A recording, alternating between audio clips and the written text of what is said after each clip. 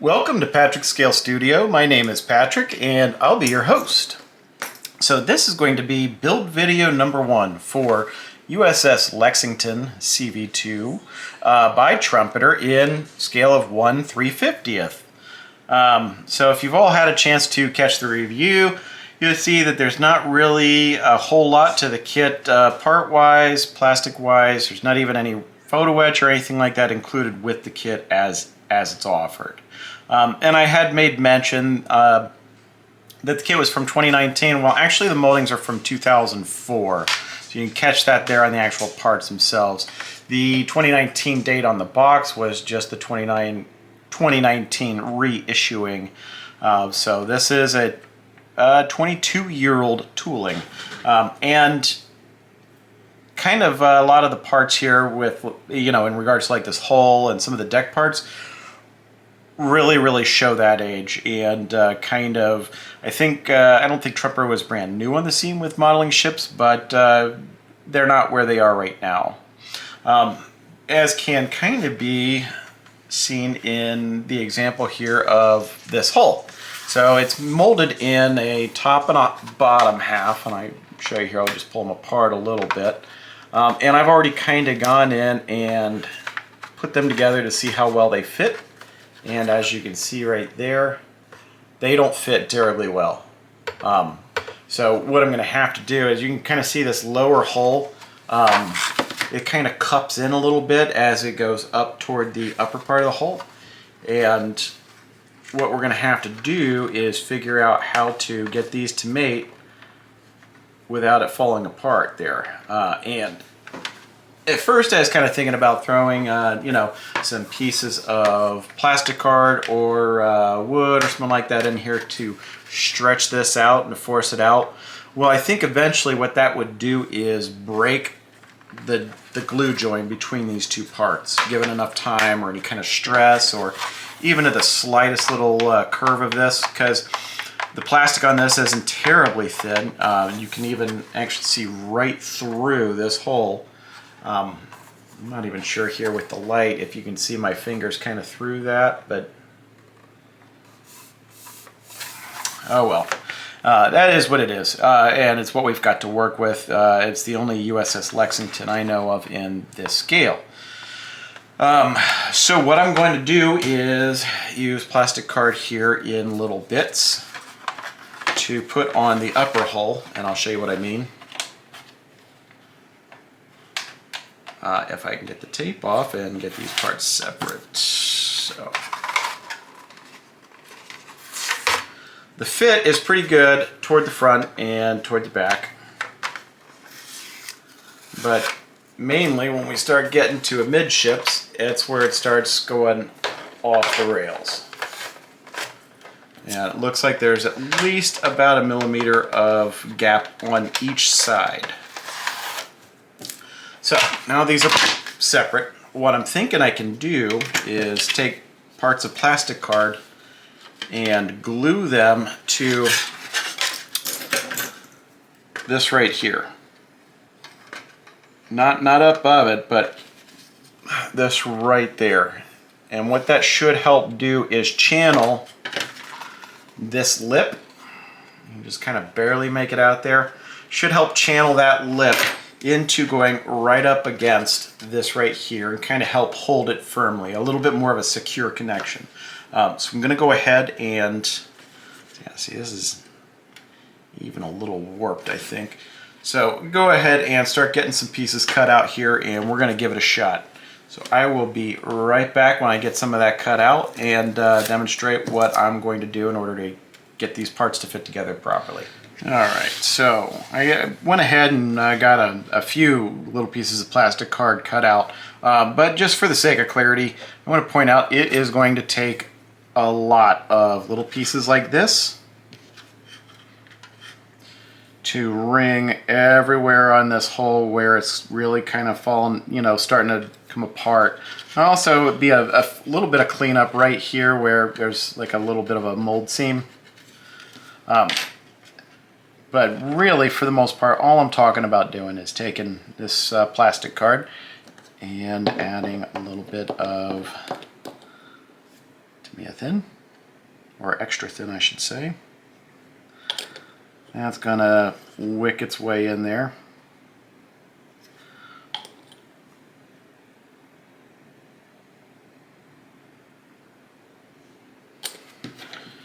And make sure that's in there nice and tight. And this is going to be an instance where this is going to have to fully cure. So we're going to give it 24 hours to fully cure after I get all this ringed on there.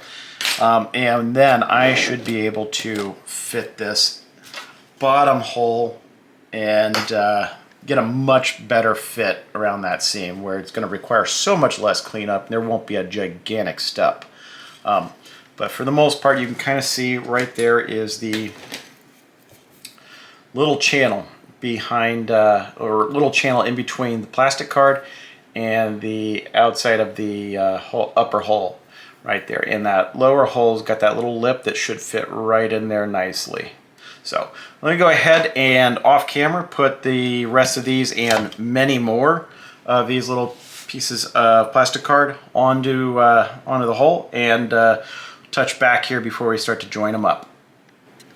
Alright, so just to give you an idea of what it was we did in full before we try to join these halves together is,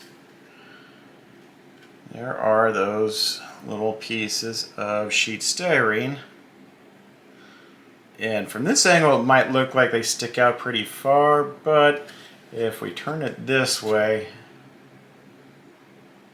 you can see mainly it's just the middle that kind of sticks out, the midships section of that.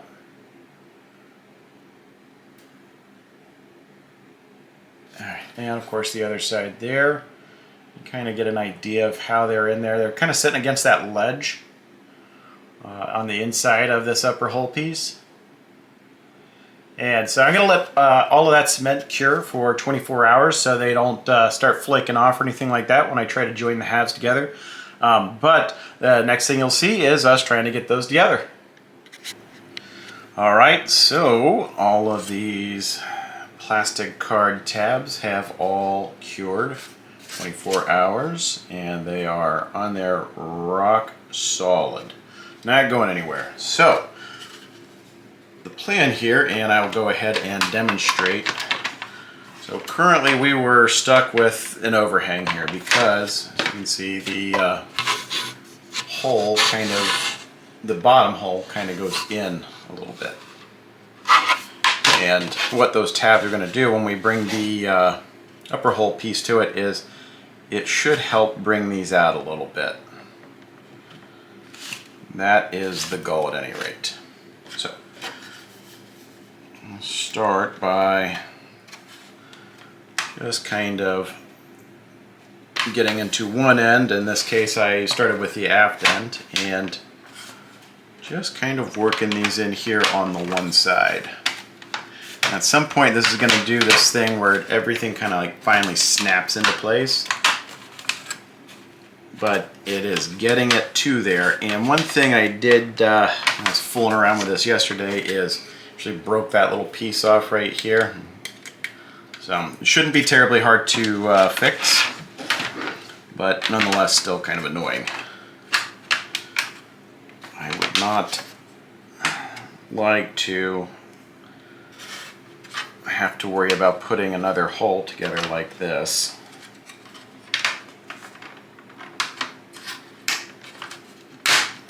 Alright, so there's that snap that I was looking for. So now what we've got is a little better, not 100% yet. I'm just going to continue to work with it a little bit here, and this is going to be one of those instances where I'm going to have to kind of cement and tape as I go.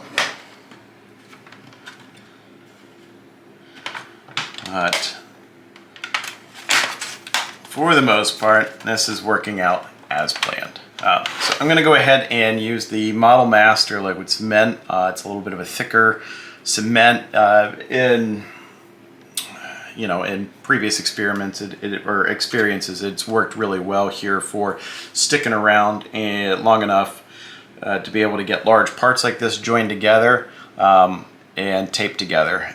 As you can see, got that slapped together there on camera. I'm going to do the gluing and the taping off camera here, just so I can really get it close to me and not have to worry about being within the area of filming. So when that's all finished, we'll be right back. Well, it is not pretty, but it is together. You can see the hurried taping there just to kind of keep everything in place while I was holding it down. That is a one-handed tape pull, if you can believe it, and just slapping it down there as much as possible while I've got this cinched down. The starboard side went down surprisingly easy. No real big deal, no big deal, no mystery or anything like that, no problems at all. Everything is setting up and curing in place. What I'm going to end up doing is taking some of the Tamiya white cap cement and hitting this joint on the inside just to strengthen it up quite a bit more. You see, in the midst of battling with this, this cross member here snapped. And I'm not real sure. I'm going to have to look at it from the front, just kind of a profile here to see if I need to push these in to, I don't know if that's going to, I don't know how that's going to affect this. I'd probably get the decks here and check it out and see how things fit, but I might be putting some cross pieces on here to bring these down to flat instead of bowed up like they are. So you might kind of see how they are right there. All in all, this has been the most unfun attempt at putting together a ship hull. But it's, for the most part, it's done and everything is pretty tight. So after I get this shored up with a little bit more cement and let that cure, I think we'll be in good shape and get ready to start getting this mounted and cleaned up. I just couldn't help myself while the cement was setting there, and still is setting here in the hull. I wanted to put on the decks just to kind of get an idea of how things are going to fit. And while it is not the precision Tamiya fit where I just put everything in a box, shake it up, and it falls together, I don't foresee any big problems here with being able to, for instance, pull in the hull and get it to conform properly to the outsides of the deck, of the flight deck, and this rear deck piece here. Everything pulls in nicely, lines up, so when it comes time to put that down, a little bit of cement is going to make a world of difference. A little bit of cement and just a little bit of clamping there just to keep everything nice and tight. And additionally, when it comes time to that also, I'll be pulling most of these, I think all of these off anyway. So we'll be able to really kind of wrap this up and tighten it up with rubber bands and whatnot without any fear of snapping any of these off and damaging the deck. So I'm going to go ahead and pull those off, and the last part of this video we'll be getting this set up for mounting to a build plate or a build board. Alright, now your eyes are not deceiving you. That is the USS Missouri next to USS Lexington. And why? It's because their hulls are almost an identical length. 887 feet long and 888 feet long. So for the most part, I can really just line these up and use the same holes I drilled into Missouri to line up where I'm going to be drilling through the hole on Lexington. So with that, I'm going to go ahead and line them up, get those holes drilled, be right back. Alright, so we've got all these wonderful little bits of plastic square stock, and I'll line it up around the nut.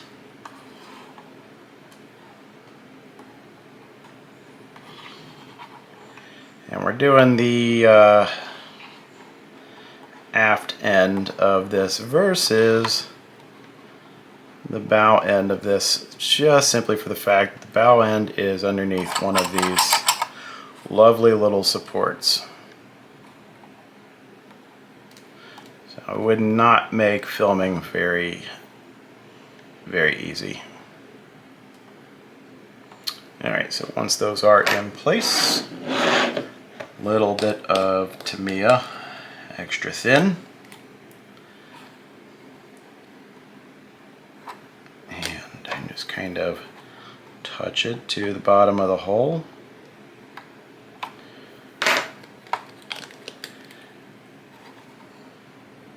And that will also allow us to make sure those parts are, those little pieces of square stock are nice and touching that nut, because what we want to do is hold that nut firmly in place.